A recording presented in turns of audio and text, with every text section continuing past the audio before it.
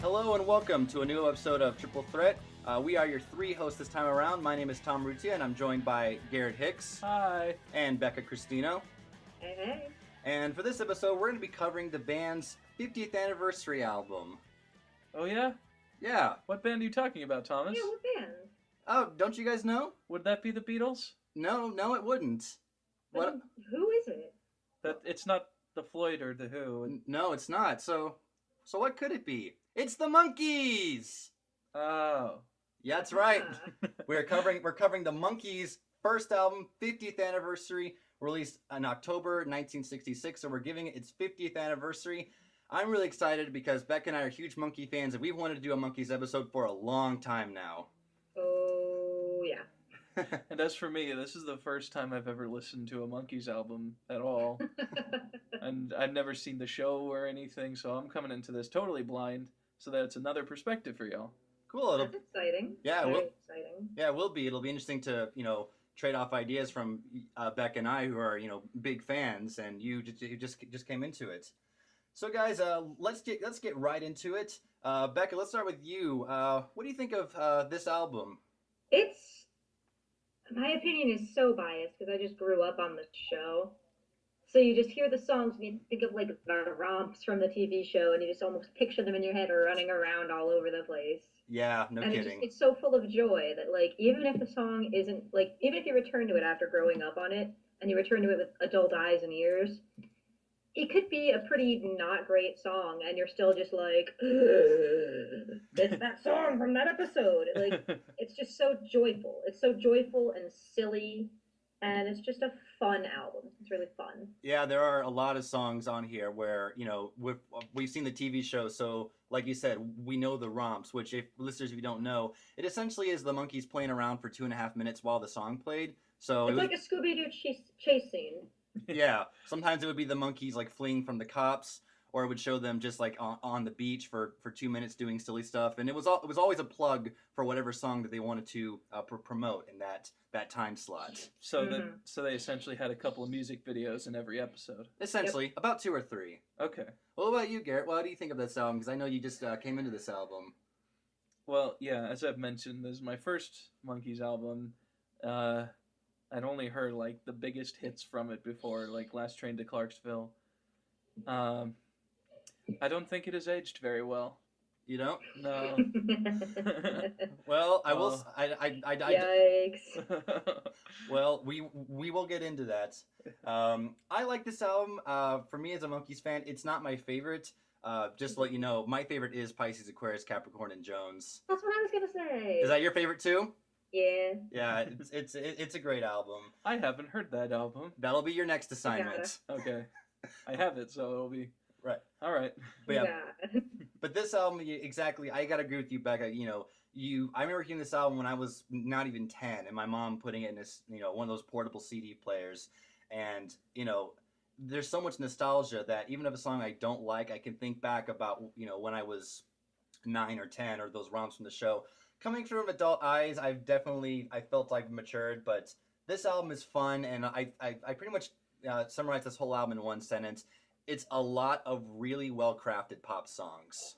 Yes, yeah. And every song, especially with the lens of what time period it was, like they're just perfect little slices of 60s pop. Mm-hmm.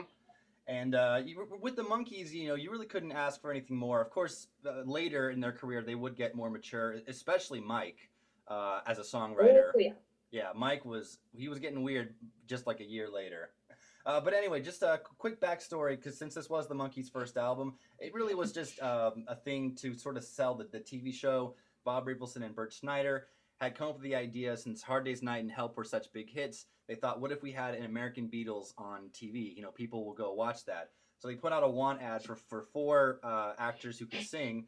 Out of those 4 was Mike Nesmith, who literally came to his audition off the street with a bag of laundry, fun fact. Mickey and Davey, who were both professional actors. Davey was on Broadway in Oliver, and Mickey had his own show called Circus Boy when he was, I think, 10. And Peter Tork was the only one who was a newbie. He had been recommended by his friend Steven Stills, who would later become Crosby, Stills and Nash. Wow. So these guys were picked to be the band, and the whole idea behind the show was it was about a band that was trying to make it. So we would give them the excuse to play their songs in every episode. Mike was already an established musician, and he wanted to produce. And if you read the liner notes for this album, you can tell, because whenever Mike was in on a session, he tried to employ the other guys to work with him. But unfortunately, he didn't have control over the music. In fact, there's a famous story going around that after they got their checks, when he realized that they were basically getting paid for what he felt like nothing, he punched his fist through a wall and said to one of the guys running the show, "That could have been your face."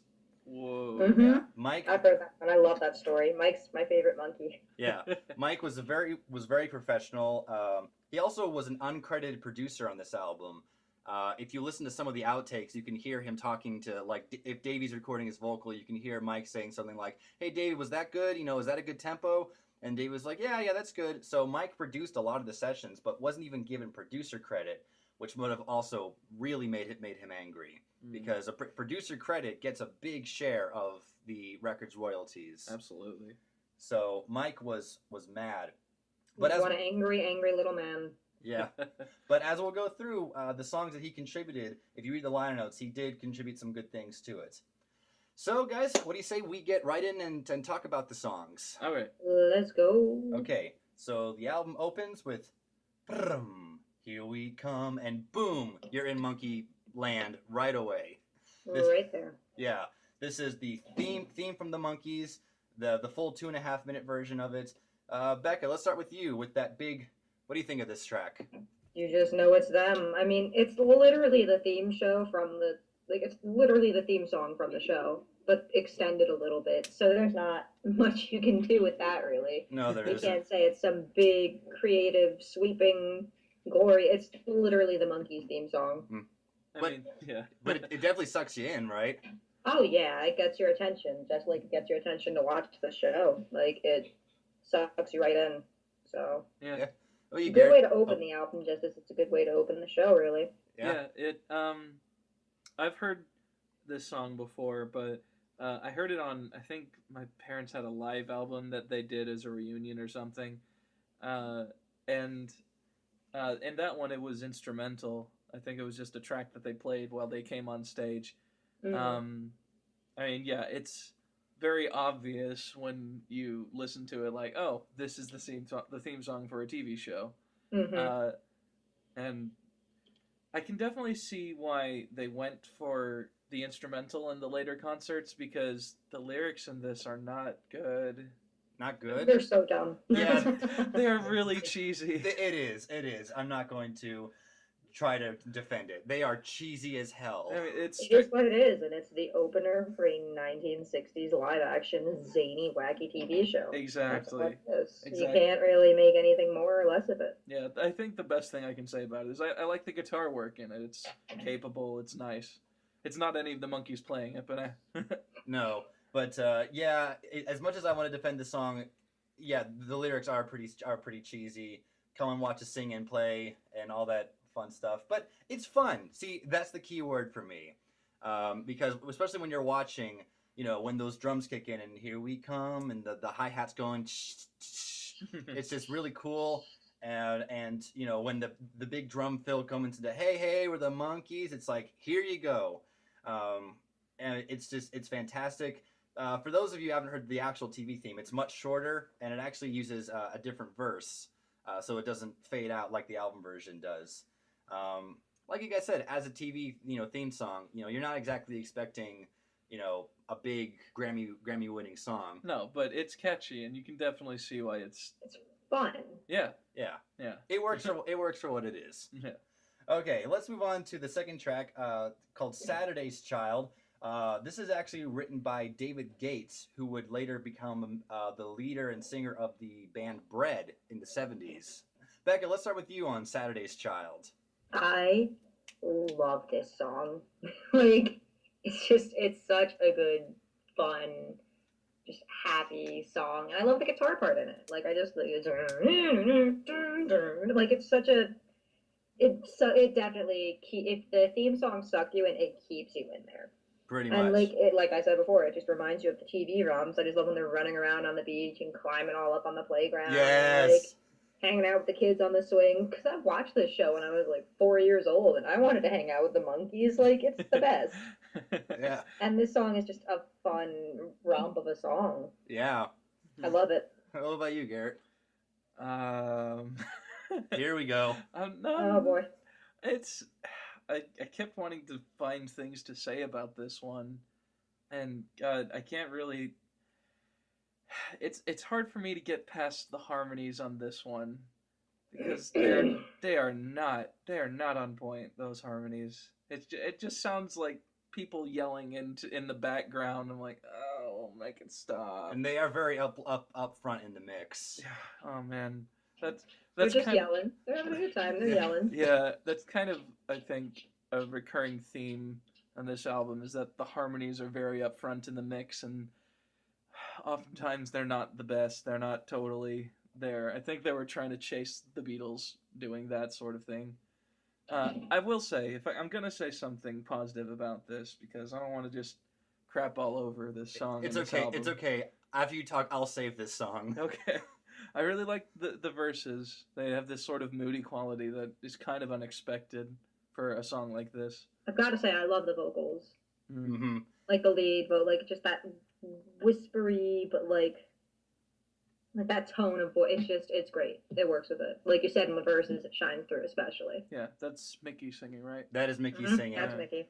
And the cool thing about this song, with Mickey singing it, is at the time in '66, I don't think anyone sat down and said, "Oh, Mickey is a great vocalist," because they probably said it suits the song fine.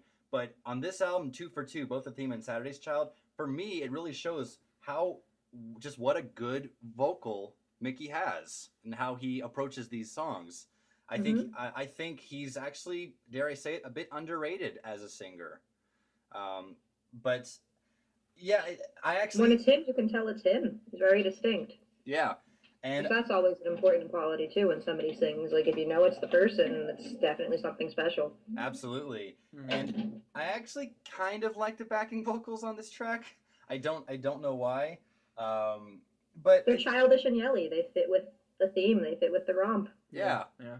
exactly. Every time I hear this song, I'm always thinking of when they're on the beach, and it's great. It's a really, getting back to it, it's an excellent crafted pop song, and I don't think you could have asked for anything more.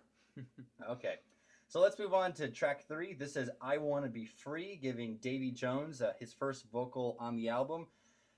Such a gorgeous vocal, such a gorgeous guitar work, and such a gorgeous song. I love this. I love this song. So, but I forget which version's the album version. The album version is the slow one, right? correct, yeah. Which, And that's what I was going to say, because the fast one I don't like at all. the But fast the slow one is absolutely stunning, and like Davey's vocal is just beautiful. It's just a lovely, short and sweet little song. yeah.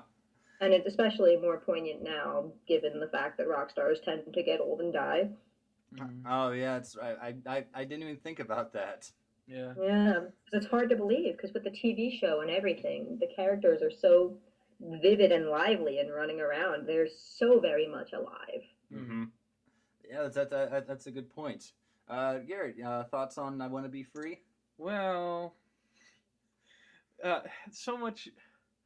I keep thinking of things that I don't like about these songs, and I feel kind of guilty about it. But It's just whether or not one can have enjoyment of a good vapid pop song, really. I don't know. I think part of it is I'm not the intended audience for this, and I guess because I've been one who's grown up more with the Beatles, and the Monkees were never really on the radar for me. They weren't contemporaries or anything. They were just over there.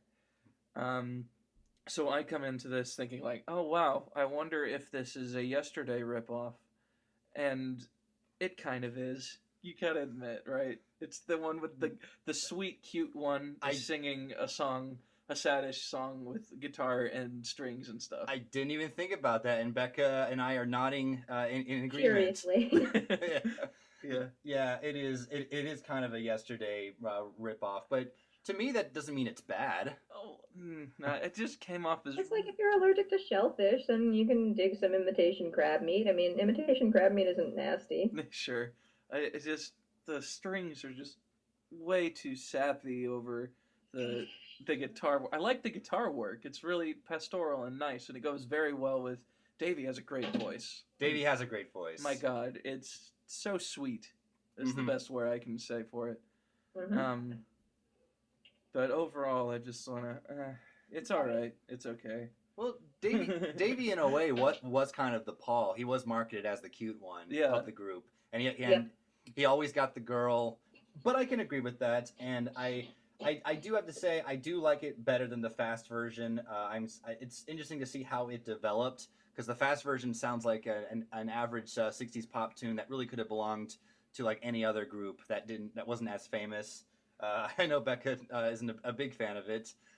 In fact, it was used in the Monkees' first episode, which is interesting. The TV show usually actually used songs that were never released until years and years later on like a bunch of compilation CDs. But I really like this song. I've always liked it since I first heard it. I find it a very a very yearning song. Don't say you love me, say you like me. I wanna be free like the warm September wind, and say you'll always be my friend. Someone loves you, but you want to be free, but not not too harsh. So I really dig the sentiment of this song. Okay. And I've always liked this song, and I probably always will. Okay, so let's move on to track 4. This is Tomorrow's Gonna Be Another Day, also written by Boyce and Hart. Becca, thoughts on this song? I just find this one less memorable than some of the other ones on here. Like, I really do. There are a lot of better songs on here than that one. It's just like, that one's just strictly for whatever. I don't know. I've never really liked this one very much. It doesn't stand out in my mind. Okay. What about you, Garrett? Here we go again, folks. Alrighty. You know why I said the last one was yesterday? What is this one? no. Day Tripper. Easy. This one's Day Tripper? Yeah. There's so much of this is just copying the Beatles. I can't help but see it. Whether it's, they have a cute member of the band, they have songs that sound like other songs that the Beatles have made. I mean, you've already quiet, said. grouchy member of the band. There you go. Yes. Yeah, you see, they always. To back up to what you were saying, like how they were even, founded as a group is as a response to the Beatles. Like they were trying to grab that audience and make money off them for a TV show and such. Yeah. I just can't really see past that a lot of the time, and this song is a prime example of that. I don't have anything else to say about it other than, well, this is pretty much Day Tripper. Well, pretty much the whole concept of the Monkees show was an American Beatles on television. Yeah. So as much as I want to bash and say it is Beatlesque, well, that was kind of what they were going for. And truth be told, it sold. This album went to #1. Yeah. And they also accomplished what they were aiming for with this whole ordeal. And especially since, keep in mind, this is 1966. The Beatles are no longer touring. They're not going to really be on television anymore. So for those who still want that quote unquote Beatle cuteness, this is what you get, so to speak. And you know what? They aimed for that demographic, and Becca said it perfectly. They nailed it for that demographic. As for this song, I think it falls in that category of a well-crafted pop song. I think it's a great pop song. It's bubblegum for me, but not too sappy bubblegum. But it is bubblegum, especially with the tambourine, and I definitely see the Day Tripper influence now because the tambourine's all over both of those songs. Well, I was thinking the looping riff in particular. Oh, I was also thinking of it's so jolly. The tomorrow's gonna be. To me, I'm kind of like, yeah, that's a little bit corny. But I don't mind it. And I will say, excellent harmonica playing on this track by Keith Allison, who was a Mike Nesmith's songwriting friend. So if I'm gonna praise anything else above anything else, for me, I really dig the harmonica playing on this track. All right. Okay. Speaking of Mike, let's move to track 5. This is Papa Gene's Blues, giving Mike's first vocal and first song. So let's get right into it. Becca, what do you think? This song is cute. It's a cute song. I like it. I always associate it with what's the It's been in a handful of episodes, obviously, because that's what they did. But isn't there one where they're just like in haystacks and stuff, Yeah, there's one and they're where just on farms? Like I yeah, just think of that every time I hear this. It's a silly little like country-ish '60s pop song. Yeah. pretty It's much. it's cute and it does it well. It's good that it finally gives Mike a showcase because he does it well. And Exactly. he was capable of doing it, and this was like a good step in the right direction to show that they were capable of doing their own stuff. Yeah, pretty much. Yeah. I like this one. This one was good. Yay! First. It shows their own flavor too. Like Yeah. this is a monkey song instead of a song that was written for the monkeys to be the Beatles. Exactly. And it was exactly. written and written by a monkey. Yeah, Mhm. I was really happy just to see, moving down the track list and who wrote what. I was like, oh, this one's written by Mike. Maybe we'll actually get to see some personality of the band, and we do. And it's this kind of goofy. You're right. It's a little countryish, and it's something different than the tracks that preceded it. Um, I really like the chord progression on it. The only gripe I have with it is that there are like 5 drummers on it, and there's so much tinny percussion on There it is that it gives me a headache to listen to it. And that's really It's so weird. clangy. Yeah, Yeah. it's so weird for me to say that about a song that I like, that I can't play it too often because it'll give me a headache. Right. No, I see your point. Like we talked about earlier, how Mike was a producer in a lot of these songs. Mike, since he wrote this song, he probably had control over it because you have a lot of drummers and you also have a lot of guitar players, including Peter Tork, Mhm. making him really the only monkey to play on this album. Glenn Campbell, of all people, plays guitar, who later became a The star. big band guy? No, that's Glenn Miller. Oh, whoops. No, Glenn Campbell, who was a big country star in the '60s and '70s. Okay. And James Burton, who was the guitar player for Ricky Nelson and his band. So Mike incorporated a lot of players to be on this album. And funny thing, this, like I said, this establishes Mike as a singer songwriter because Mike is from Dallas, Texas. So I think he's going to bring some of that country stuff with him. No, he's from Houston. Oh, okay. Well, he's from that Texas country sound, which he brought to LA and sort of made it country pop in a way. But I love the song. I think it actually flows really well in the sequencing. And it begins also establishing Mike of not putting the song title anywhere in the lyrics, which almost every Mike Nesmith song, he does that. True story. You want to have some fun? Listen to a song written by Mike and try to guess what the title is. But anyway, yeah, it's also short and sweet. It's a really sweet country love song. And just as a side note, every time I play this song, I always have to do the yeehaw before the solo because that's the vibe this song gives me. It's a lot. It's a lot of fun and it's really sweet. Yeah. Good job, Mike. Okay, so moving on to the closer of side 1. This is Take a Giant Step. This was released before the album came out as the B-side to Last Train to Clarksville. Becca, thoughts on Take a Giant Step? It's one of those ones where it's like a more positive, not memorable one. This one I never really listened to much until I started marathoning the first season of the show again when I was sick or on Christmas break or something. I don't even remember. Not a bad show to marathon. Oh no. No. Very easy to swallow. And yeah, it's a fun little pop song. It's one of the less memorable but least offending. Like it's not outright bad. Yeah. Okay. I agree. It's like a side of really boring and not salted or spiced mashed potatoes. It's like, oh, cool, mashed potatoes. All right, I'll take this. Yeah. Ugh. That is Instead probably of like, oh wow, this is a steak. Cool. that is probably the strangest analogy you've ever given in the history of our show. I am always hungry. So are we. Oh man. Yeah. I agree. I do think it's not a memorable song. And it's not an offensive song. I like, bits of it. Like I think the dual lead vocals that are going on there work really well, have a nice sound to them. I like how they put in a little variety by using the oboe and the Glock. But other than that, there's just not much to it. I'm probably going to be the minority on this one because for me, this is actually one of my most memorable songs from this album. Yeah. And I remember this song. Funny enough, as a kid, I remember this song blowing me away more than anything else on this album because it was it was so sweet, and I'm putting in quotation marks, deep, because it had a really nice message that really none of the other songs before this really had. I mean, Papa Jean's Blues is a love song, but this was like the first message to basically say, hey, don't sit in your lonely room just staring back in silent gloom. That's not where you belong. And as a kid, like that hit me really hard. So this song has always stuck with me since then. In fact, I still listen to this day, and I get chills because it brings me back to when I was 9 or 10 years old, thinking about these positive messages that these pop singers were singing to me. So I have a lot of nostalgia for this song, and I try to put that nostalgia aside, and I actually think it's a great song. It shows up on a lot of Monkees comps, so I think they really like this song. And also, this song is important because this was written by Jerry Goffin and Carole King, who wrote tons of songs for other artists and a lot of hits. And if you're gonna have Jerry Goffin and Carole King write a song, then you wanna remember that. Sure, yeah.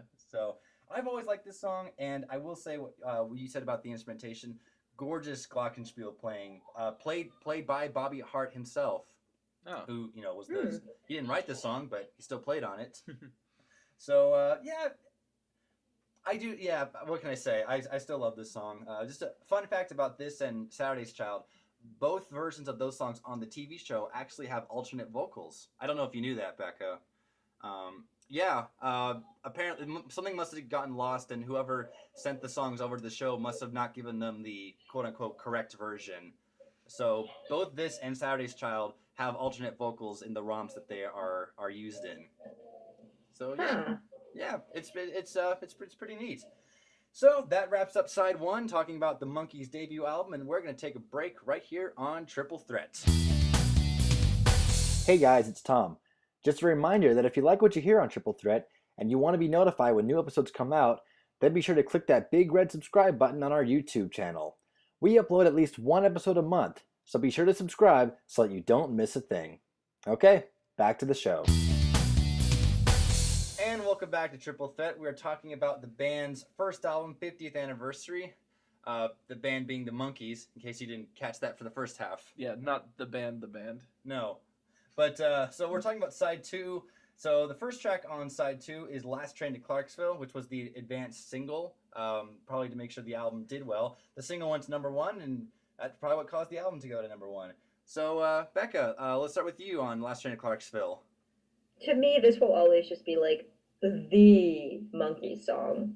Really? Out of anything else? This is the one. This is the Monkees song. Like, this is the song that I remember from the show, from being a little kid, from being told about these guys. Like, it makes sense that it was this advanced single, because, like, it's, like, we're talking about how these are well-crafted 60s pop songs. This one is wonderfully crafted. The little jingly-jangly guitar riff, the upbeat thing, like, this is the Monkees song. This is, like, when I saw them, this is, like, one of the last ones they played, because it's, like, Daydream Believer, too. I forgot.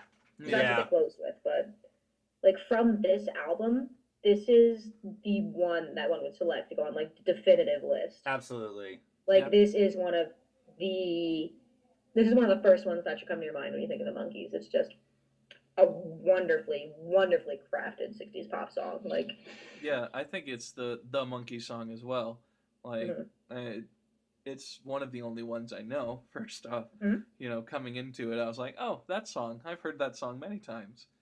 I mean, once when I was on a road trip, I even snapped a picture of a sign that was going to Clarksville, Texas, and I sent that picture to you, Becca. You remember you that? did. I was very happy. Yeah. It was a fun moment. You see, it's one of those little things like, oh yeah, I know that. One of those things you can recognize. The musicality on it is definitely probably more manifested here than most other tracks. With the really catchy riff, like you mentioned. I do think again that they're overdoing the backing vocals a little bit, but really that's a tiny gripe compared to just the fun that this song has. I actually think this song is underrated in terms of just how clever it is. First of all, I do agree. This is probably one of the best crafted pop songs on this album. It probably is the best crafted pop song on this album. It definitely was. It definitely was a smart choice to start their their career and get it going. It's funny how you were saying, it's the monkey sound, but there are stories going around that they tried to take the riff as a play on of "I Want to Tell You" from Revolver, that doom doom doom, that start low and then go up high. But the funny thing is, Revolver came out in August, and this song was recorded in July. So, not quite sure I believe that story. Oh, But there's just taking the classic example of them trying to be the Beatles and trying to frame them for it, but aha. yeah, it's like Tommy Boyne, give your pat on the back. I think you just made this one up yourself. Got you there, buddy boy. Yeah, and there's also talk that when they heard Paperback Writer, which was released in May, and like I said, this song was recorded in July, Tommy Boyce and Bobby Hart thought, when they sing Farajaka at the end of Paperback Writer, they thought they were making train sounds, funny enough, and so that's what kind of got the inspiration for this song. But getting back to what I was saying, how I think this song is so underrated and how clever it is, take the backing vocals, which I like, and something struck me a while back when he sings the verse, "Take the last train of clocks fall, and I must hang up the phone. I can't hear you in this noisy railroad station all alone." The backing vocals get really loud in that verse, and they're doing the like almost like a train horn. All right, that's clever. I like that. Mm-hmm. So, and also this song is clever in the lyrics. Yes, this song is almost a part of like the pop song. I don't know what you call it. It's one of the greatest pop songs of all time. I think that's a given. I think that's a fair statement. Right. Certainly. But absolutely. But the point I'm trying to make is just because it's pop doesn't mean it's quote unquote innocent. If you actually look into the lyrics, it's actually sort of a bit of not an anti-war song, but sort of touching on that subject about people who board trains and go off to wars and may not come back. I don't quite know what the word the word is there, but I've looked at that and I'm going, that's an interesting thing to write about, and an interesting thing to make a number one single that I don't think any 16-year-old would have grasped at that time. Yeah. So that's why I said I gotta praise this song for just how underrated it is, and it was played a lot in the first season, obviously to keep the single, on the charts, which is not necessarily a bad thing. This one was used in a ton of romps, including one of my personal favorite ones, where the monkeys have a machine to tell them what they should do for jobs, and they do construction worker, they do other stuff, and this song is playing over it, and then toward the end they trash the machine because it's dumb. Mm-hmm. All right, so stupid. Pretty much. Okay, so let's essentially an ending to many monkey sequences. Yeah. Just total destruction. Total destruction while plugging the hit song. Like I said, not a bad thing. Mass destruction. I need to watch this show then. All right, so let's move on to the next track. This just doesn't seem to be my day. Another Boyce and Hart song. So Becca, thoughts on this one? Here we go with the sighs. It just doesn't seem to be my song. That's a good way to put it. Zing! It's for as much as I love these guys, there are so many points in this album where it's just like, this was cutesy on the TV show, I guess, but I'm not going to go out of my way to listen to it. Yeah. And this is another one of those. It's a good little slice of the time period. Yeah, it's a good statement. About you, Garrett? Yeah, I'm not huge into it either, but one of the, I guess, things I like about it is the tone of it really reminds me of early George Harrison and some of Ringo's stuff that he would do with the Beatles as well.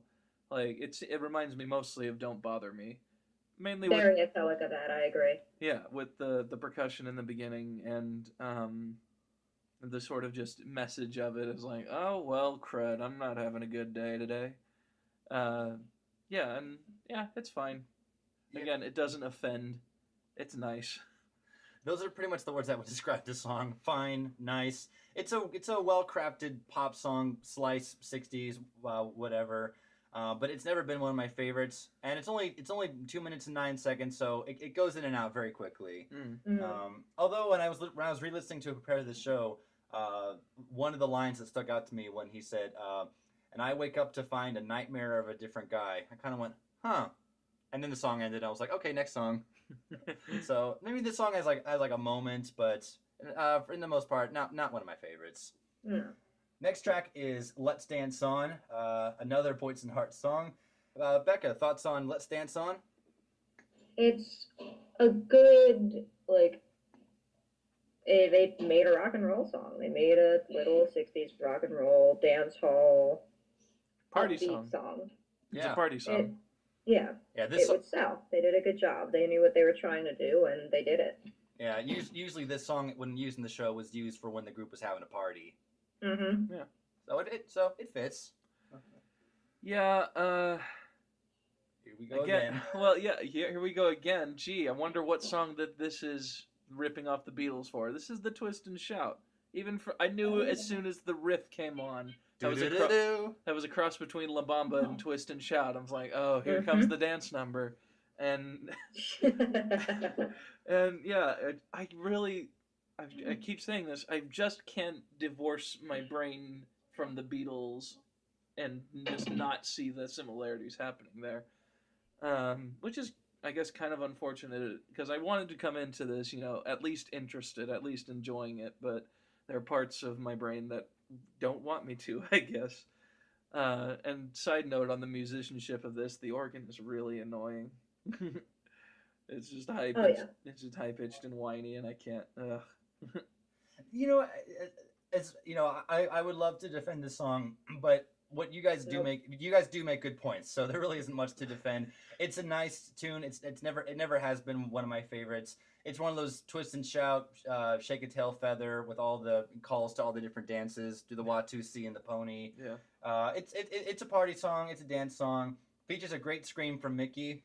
That's about the only good, really above average thing about this song. I think it really shows what a great vocalist Mickey was, especially as a rock. Once again, someone is yelling. Yeah, whenever Mickey screams, it's he keeps it fun, and I do find the ending of this song really corny with the call and response. Hey, hey, hey, hey, hey, hey, hey, and it goes on for 30 seconds.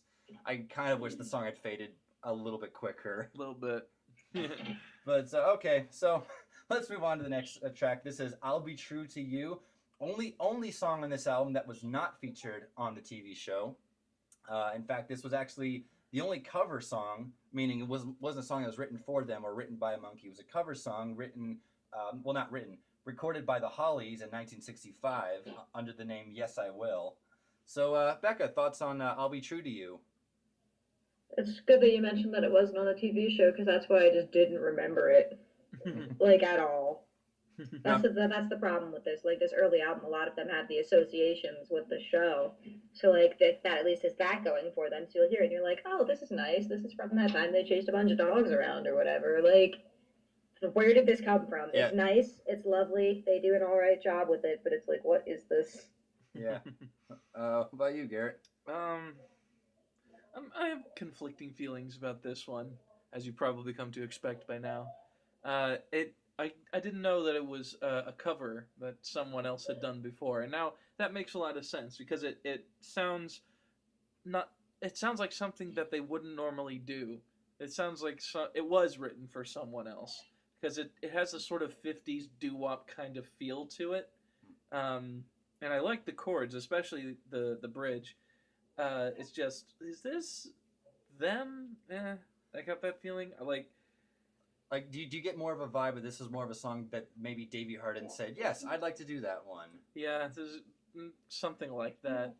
I didn't even think some of the choices he made in it were particularly good. Like the talking verse he had in the middle of it. Oh my god, I don't like that. I don't like the talking verse. Yeah, what is he trying to do? Nope. Like some country thing? It was just no. No thanks. No thanks. Sorry, Davey. And then again, they're overdoing the backing vocals. I don't know how many times I can say it before it gets repetitive. They are really doing it.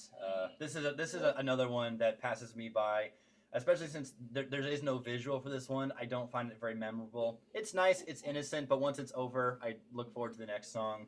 But fun fact, it was written by Jerry Goffin and Russ Titleman. Russ Titleman would become a producer for Eric Clapton, Steve Winwood, and George Harrison. Whoa. So, so this guy, he started out with this and then went on to better things, I suppose. Okay, so let's move on to the next track. Another Nesmith song, sort of. It's a co-write with Mike Nesmith, Jerry Goffin, and Carole King. Sweet Young Thing. Becca, start us off. Okay, I'm gonna go on the big nostalgia rant where it's just I love Mike Nesmith. Oh boy, here we go. I love that man. Hey, pass the And, Pringles, like- will you? There you go. Yeah, it's time to go on. If you're going on a big nostalgia trip, I need a snack. Go for it. Like, I was once a 4-year-old girl watching the Monkees. I know what it's like, and now I know what they were trying to do, and I know they succeeded. I love Mike Nesmith, so I love this song. Yeah. Well, so, And that's literally only input of value I can have on this one, because I cannot objectively tend to this, because my grandmother knitted me a wool hat. that's all. Like, I have an allegiance, and this song is in my veins. I love Mike Nesmith. That's my response. I think that's all that needs to be said. Yeah, I can see why you do, because I really like this song. I think it's probably my favorite one on the album. That is to say, yeah, I mean, okay, I'm going to go ahead and be positive on this up front. Yes. It's about time. Because, Get God, that into my man. yeah, I really like this one because they're trying something new and really different. It's kind of like Papa Jean's Blues, but again, it's something totally else. Because Mike's vocals in this is something that you haven't heard on this album at all. He's doing a sort of Elvis-ish thing and a kind of country-ish thing, but it's very much his own vocals track to it. That's something that Mike does very well, able to take a lot of influences and make something new and unique out of it. Yeah.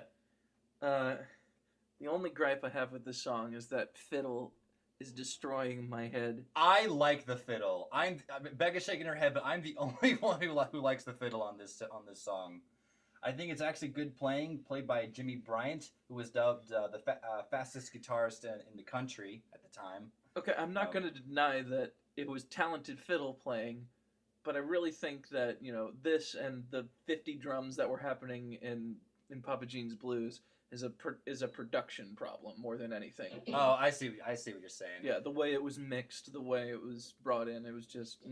Well, like I said, this and Papa Jean's Blues, since they were Mike's songs, and since he did a lot of the producing, he had a lot of say in what he wanted his songs to be. And he actually employs the group, except for Davey. Mickey and Peter sing the backing vocals, which I think are great backing vocals. So that was probably Mike's decision to make them work as a band. And again, the guitars are done by Peter, Glenn Campbell, and James Burton, who I think they do great work on the instrumental break. I love the guitar sound. This song, I love. It's one of my favorites. Yet it's so short. It's not even 2 minutes. Like, when I was a kid, I used to love playing this song, and I literally had to play it over and over again because I wanted it to keep going. Yeah. And this is where, and I will say, I think this is where side 2 picks up. I will say, after Clarksville, you have Doesn't Seem to Be My Day, Let's Dance On, I'll Be True to You, 3 in a row that I'm kind of like, not so much. But I think this is where side 2 picks up. I personally feel that side 1 is better than side 2. And I gotta touch on what you were talking about, how how he's able to take Papa Jean's Blues and Sweet Young Thing, and they sound different but sort of similar. Yeah. It really shows Mike's diversity even on the first album. I call Papa Jean's Blues country pop. Sweet Young Thing is country rock, and it definitely shows that Mike is. I mean, I don't think I'm being unfair. Mike is probably the most talented musician of the group. In fact, he already was an established musician. He called himself Michael Blessing before he came onto the Monkees. So he really knew his stuff when it came to the music. And so I really love this track, and I love all of the heart that he put into it. And I actually don't mind when he does the Sweet Young Thing. I've done it ever since I was a kid. I will still do it. Yeah. He's making it his own thing. I liked it a lot. Yeah. Okay, so let's move on to the final song, which is one big what the hell. But I love it. This is going to buy me a dog, the last quote-unquote song on this album. I'm gonna buy me a dog. Oh my god. Becca, what do you think? This song is so stupid. This song is so damn stupid. You cannot have this without the show. You can't. Because if you don't have them running around with a bunch of dogs in a field and are attached to the characters and attached to their laughs and their antics, this is the stupidest song in the whole world, and like, why? Pretty much. You now This see. song is so dumb. Yeah. You now see the predicament that I am in. Tom, look at this. Look at this. What? Read this sentence here. This song sucks.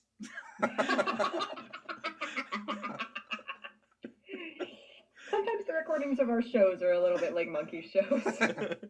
I mean, We destroy things. We're kind of dicks to each other. We're very silly. yeah, but I mean, I'm just listening to the song itself, like just the backing track of it. I'm like, who friggin' wrote this? It's not a good song. I actually have it. I actually have it in my notes. I don't think this would have been an actually good song No, because the backing track is just so uneventful. no, it's just so bland and stupid and Yeah.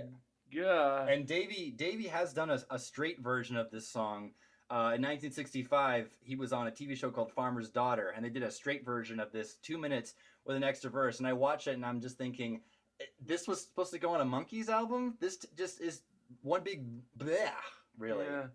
I mean, I was listening to that while you were watching it for this research, and I was like, yeah, this song is still bull. I Yeah. don't like it. I'm gonna buy me Hey, a dog. Yeah, but then there's, that's the song itself, Yes. and then there's the ad-libbed comedy, and I say comedy with air quotes. I'm gonna buy me a dog. I disagree, but keep Oh, going. But it I is. like about it because that's my sense of humor is degraded to these days. I know Like it's. as a little kid, I didn't find it that funny. I was like, all right, but now I'm gonna buy me a dog. But it, to me, like as you said, I'm not one who grew up with this. It was so painful to listen to them thinking that they're funny while they're saying this stuff. Oh God! And I thought, and I was listening to it, and I'm like, well, this is a commercial for the comedy brand they're putting in this show, isn't it? And I just thought, oh no. Well, to be fair, and you could point this out when listening to it, they actually tried to make this a song, and as you can hear when Mickey starts and goes now and messes up, they were actually trying to do something, and the fact they just screwed around, I have to wonder if even they thought this was going to be a good song for them, because they actually were trying. That a backing track was cut, and Mickey tried it, and then Davey came in and quote unquote saved the song from being sung and all that stuff. Oh, it was ruined before he came in. That's what he said, wasn't it?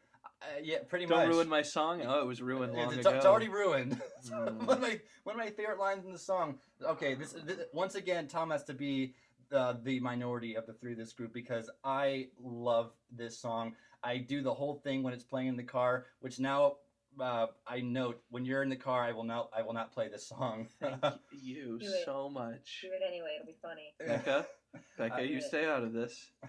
You do realize if I ever come out to visit, that's what's happening. We're gonna God. play Gonna Buy Me a Dog, and you and I are gonna do I'm Mickey gonna and buy Davey. me a dog. You and I are gonna do Mickey and Davey back and forth. Oh Lord. Oh yeah. I actually am really glad the producers kept rolling and didn't just go, cut, Davey, get out of here. And even at the end, when Davey, during the fade out, if you listen, Davey's saying, can you open the door and let us out? They're coming to take us away. Being like, yeah, we ruined the song. We're going to get arrested. Mm. Oh, my God. Like I said, I don't think this would have been a good song. I actually kind of like the fact that this song was saved. It's a little bit uncomfortable knowing that you're just groaning, but I'm just standing over here and just staring at you, but I love just it. glaring in your general direction. It's like one of those things where like you can think something's hilarious because your friends did it, and you try to tell the story to someone at a later stage in life, and you're like, and this one time so and so did this, and they're just sitting there looking at you like, And you just have to okay, kind of. like it's a you had to be there kind of thing. Yeah. Like you have to watch the show. You have to grown up with the characters or gotten attached to the characters to even pretend to enjoy this, and sometimes you still don't. Okay. So anyway, that's the album. There were actually a lot of songs recorded for the album. We're not going to talk about them because there were a lot of songs. And later in the Monkees' career, which actually makes me sad, when they kind of were stretching for creativity, they would dip back and take songs recorded for this album that were not released and put it on an album in 1969. So to me, that's a little bit sad, but they're not bad songs either. Some of those songs were I Won't Be the Same Without Her. And some songs were recut, like I Can't Get Her Off My Mind was re-recorded for Headquarters. So there was a lot of stuff because Yeah, as you can imagine, since this was the first album, they wanted to see what, quote unquote, they could throw at the wall and stick. I mean, look, gonna buy me a dog. Uh, but but anyway, that's the album. So let's do what we always do, and let's rate this album. So Becca, let's start with you on rating the album. I am going to give this 4 rose-tinted glasses out of 5. Because honestly, I can't even attempt to try and do this outside of the nostalgia lens, because it really does change your enjoyment of the album, as made a very relevant point in the critiques of each of the songs individually, with the exception of some of the bigger hits. Okay. What about you, Garrett? What would you give this album that you just heard? Well, some overall notes that I didn't really touch on earlier. You were talking a little while ago about how Mickey was pretty much the lead vocalist. Mm-hmm. He kind of fell into that. I think he's definitely capable. He can hit all of the notes easily.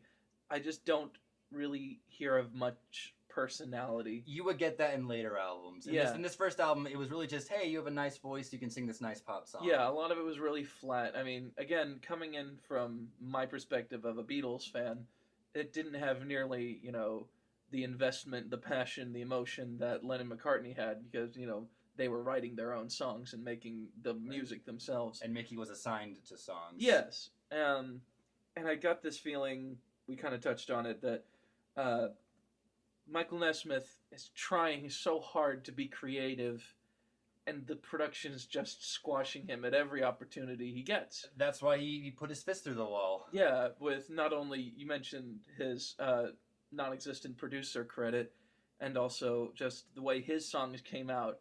I really liked them, but there were parts of it that I thought were production issues that were just the producers saying, like, you want to be creative when we're trying to sell you as a thing? Well, screw you.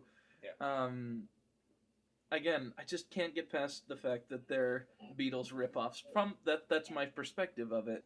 And if I were going to listen to them again, I would want, the next thing I hear to have some real balls to it. Then I would probably recommend skipping their second album and go to Headquarters and Pisces Aquarius, especially Pisces Aquarius. That's where it goes bizarre. Okay. But not in a bad way. So with these considerations and the positives I've mentioned, I'm giving this album 2 out of 5 TARDISes. Okay. And I had to stretch to get to 2. And for me, I will give this album 8.5 job machines out of 10. 8 machines, and they destroyed the 9th one. So you have 8.5. 8.5 job machines out of 10. I love this album for what it is. Yes, there are weak moments on this album. I'm not going to deny that. Some songs definitely stand out more than others. Some of them are Beatle ripoffs. Now that you bring it up, and some of them were definitely to launch the TV series. But to me, I can't look at this and say, well, that makes it a bad album. 8.5 is the highest that I can go. Like I said earlier, this album is full of well-crafted pop songs that you really couldn't, like I said, you really couldn't ask for anything more. You would definitely get that in later albums. Like I said, especially with Headquarters and especially with Pisces Aquarius. So anyway, that is our wrap-up, and that is our review of the first Monkees album, giving it its 50th anniversary. It's about time we did this because, like I said, we wanted to do a Monkees episode for so long. But I'm really glad that we finally got to do it.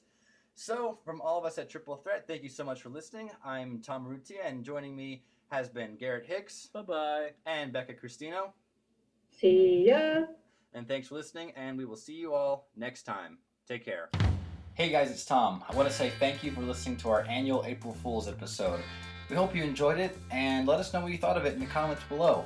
Also, let us know what you'd like for us to talk about next time, and be sure to subscribe if you haven't already by clicking that big red subscribe button.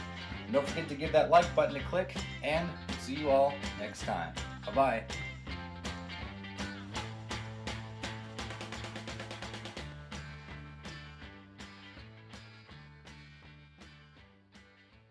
These two guiders, Bob Rafelson, and I can't remember the other dude's name right now. Becca, if you can help at any time, just jump on in. Wait, hang on. Which part are we talking about? The names of the two people who started the show it was Bob Rafelson and I don't remember the other guy's name, but they came up with this idea that. Is that you typing? Yeah, sorry. It's coming in very loud. It sounds like a horse galloping. Oh, really? Yeah. Well, there are horses and some monkeys romps. This is relevant. Yeah. It's okay. I'll edit around it. That's a good outtake there. Oh, for sure. Part of it is I'm not the intended demographic for these songs. It doesn't sound like it. You're already 3 for 3 here. I'm sorry, Becca's Playing with her hair. I was about to say, look, I'm a beetle. Which one am I? Which one am I? Am I, You're a bit. You're a cross between John and George's Scraggly. Oh my God, Scraggly George's. Wait, hang on. You're gonna have the Now, Beatles. now I'm the monkey. Now I'm a monkey. Now I'm Mickey. Now you're Mickey. Yeah, I'm Mickey's. Mickey now. Wait. You gotta have a beanie. Oh, I love doing That's this Mike. with my ponytail and making like hair. Now I'm Peter. Oh yeah. Now all you need is a wool hat and your mic. My grandma knitted me one that's like the same color and everything when I was little. I And then won't. she gave me a bigger one when I was bigger because she was like, "You like green, right?" And I was like, "Yeah, make me a green pom pom hat, Grandma, please." My mom was like, "You're making it because," and I was like, "Shh." Yes, I am. Shut up. I want one too. Shut up. Exactly. Back to what I was saying. Yes, go If I ahead. was a real girl who could knit, I would make you one. Please. I appreciate it. Anyway. Instead, I just throw my needles across the room and screech. Anyway, yes. Go on. Yeah. You good? All right. Yeah, I had to adjust a little bit. I'm like right in front of some people's doors, so you've probably been hearing the slams. No problem. A little bit. No problem. Because really, they're trying something new and different. My hair was just taped to the wall. Don't do that. I didn't do it. Whoever hung this up did it. Okay. It just Well then. Now, back on the train of thought. Chugga. Yep. We really hit the hard topics here on Triple Threat. Hang absolutely. on, just 1 second. Triple threat after hours. Hi, sir. How can we help you with your problem today? Oh my lord. We'll just have people call in. They're playing this song they found about a guy who dresses up in a salamander suit and rubs his nipples. Oh my god, they're showing everybody that right now.